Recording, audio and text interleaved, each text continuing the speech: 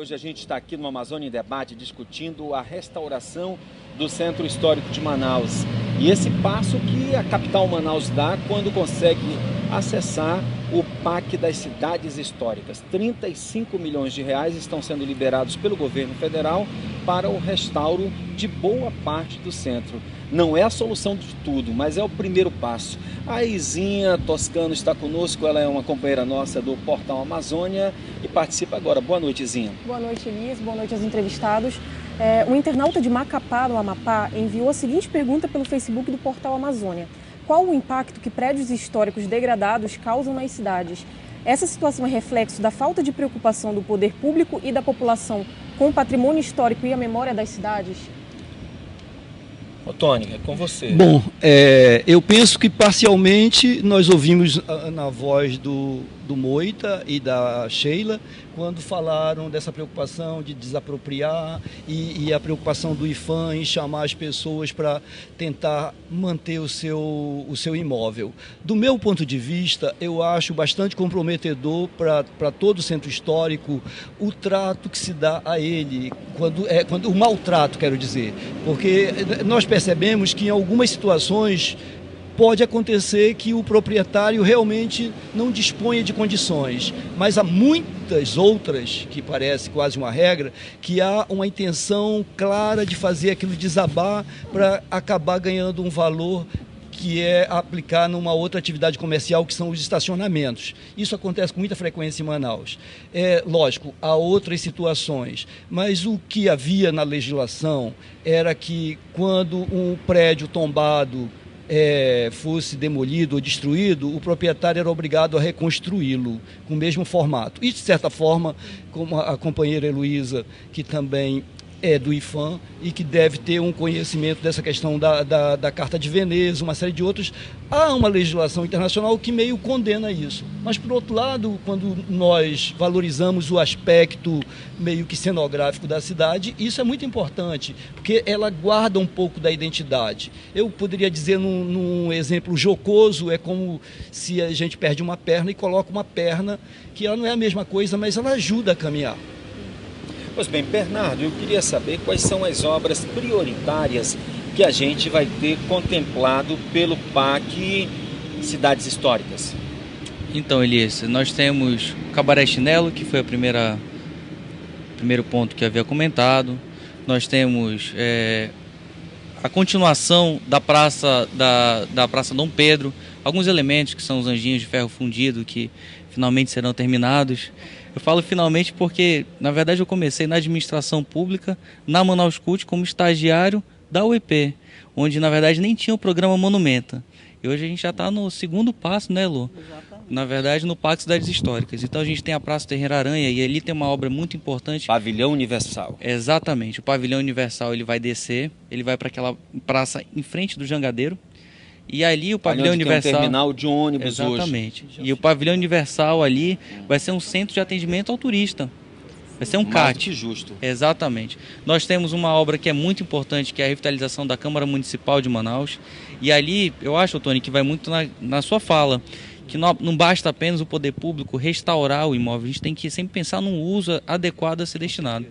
E ali na Câmara Municipal de Manaus foi destinada a ser a incubadora cultural. Na verdade, vamos disponibilizar o espaço para diversos produtores culturais a estarem reunidos lá e fazendo cultura, né, e dando toda a infraestrutura necessária e adequada que a gente possa ter uma cidade cada vez mais, vamos dizer assim, que respire cultura.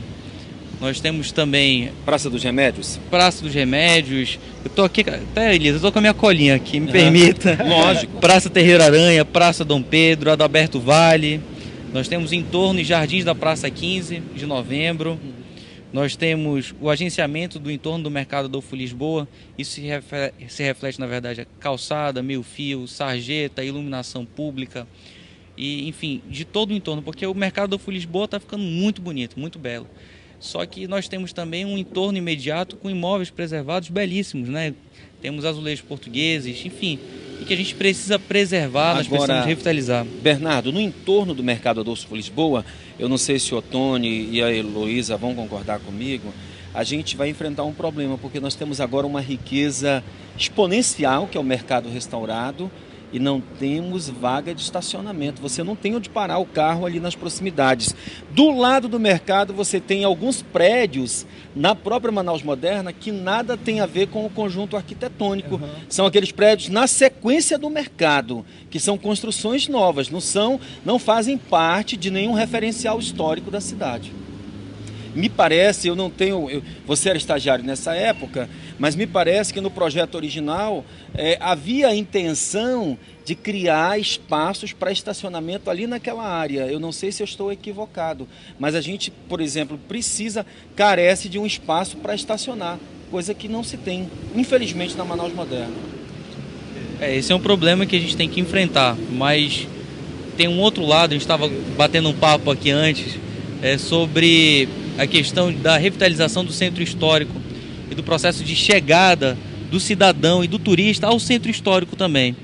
Então, um importante tripé nessa sustentabilidade é a questão da chegada e da melhoria do transporte coletivo, Elias.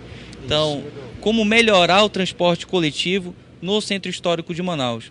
Agora, só para acabar minha lista, Elias, por favor, tem aqui uma obra que eu acho importante, que é importantíssima, e aqui meu amigo Otônio eu acho que vai gostar, que é na verdade aqui o restauro do Museu do Homem do Norte, legal. Que será a nossa pinacoteca municipal. Beleza, muito bom. Museu do Homem do Norte ali na 7 de setembro. Bem aqui próximo.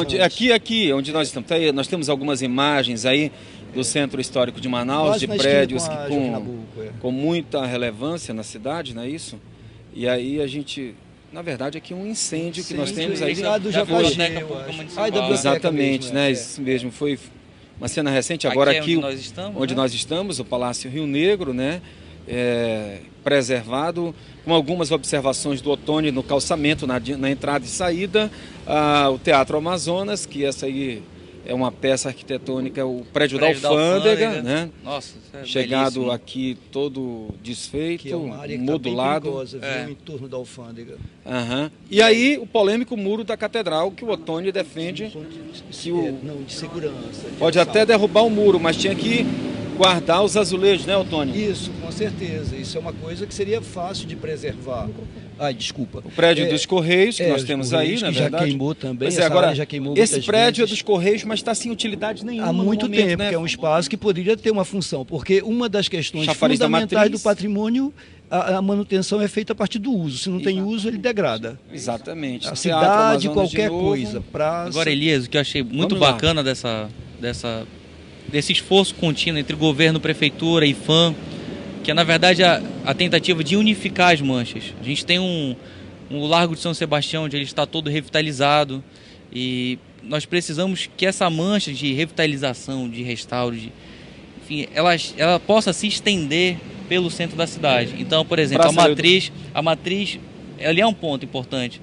A ideia é que a matriz possa subir pelo Eduardo Ribeiro e chegar ao Largo de São Sebastião. Que foi o trajeto, me perdoa, foi o trajeto que nós fizemos domingo. Foi doloroso sair da praça, ainda que não está tão agredida, mas também não está na sua situação ideal, a Praça Dom Pedro II, descer para aquela outra, né? Aqui havia na frente do Museu do Porto, que está escondida, e depois para a Praça da Butzeline e a própria Praça da Matriz, com a escadaria. Todo esse trajeto foi uma coisa dolorosa, foi uma via sacra, que realmente, que isso, como o Bernardo coloca, seria maravilhoso, se consegue recuperar isso com qualidade, porque são vias. Algumas pessoas até criticam, querem uma coisa elitista. Não.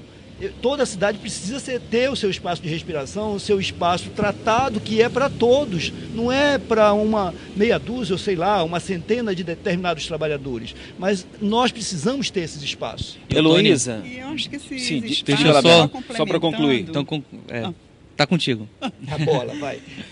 Na verdade, assim, eu acho que esses espaços, eles necessitam ser apropriados pela população, entendeu? Eu acho que a partir do momento, se você observar bem, por exemplo, o trato que foi dado no Largo, como o Bernardo falou, no Largo São Sebastião, E agora, mais recentemente, na Praça do Congresso, você vê a qualificação do espaço, você vê que as pessoas se apropriam desse espaço. E aí a gente tem a Praça da Polícia, tem a Praça do Congresso, a Praça da Saudade, Pedro, né? Agora, com o Paço da Liberdade. Então, e aí você vai vendo que o As centro vai manchas remoçando. vão se integrando. Porque, o Tony, por exemplo, a juventude, assim como o Bernardo aqui, que tem 20 e poucos anos, a Izinha, ela não conheceu o centro sem camelô. Com certeza. Ela não conheceu a Avenida Eduardo Ribeiro sem a presença dos camelôs. Que era larga, não sabe o que é a beleza ampla. arquitetônica que o centro esconde e que hoje está sendo completamente ofuscado por uma desorganização generalizada do comércio informal. E Elias, nesse item ainda é importante destacar que no projeto Parque Cidades Históricas tem a recuperação do passeio original da Praça Eduardo Ribeiro. Então vai ter a demolição daquele passeio alargado, vamos dizer assim, e a integração com o Eduardo Ribeiro. E para isso também não adianta a gente só cuidar da edificação. O prefeito, semana passada, fez um anúncio muito importante, que é a destinação de quase 45 milhões de reais do FUMIPEC para a construção das galerias populares. E ali nas galerias populares, Otônio, que a gente terá os microempresários e agora os novos pequenos empreendedores que serão transformados nos camelôs. E a partir daí, a devolução desses espaços para Manaus. Ok, vamos agora para mais um intervalo comercial. Como eu gostaria de poder comemorar em todo esse resgate histórico da cidade a reabertura do Museu do Porto, né? Há mais de 10 anos, completamente fechado e uma riqueza jogada às traças. Depois do intervalo a gente volta.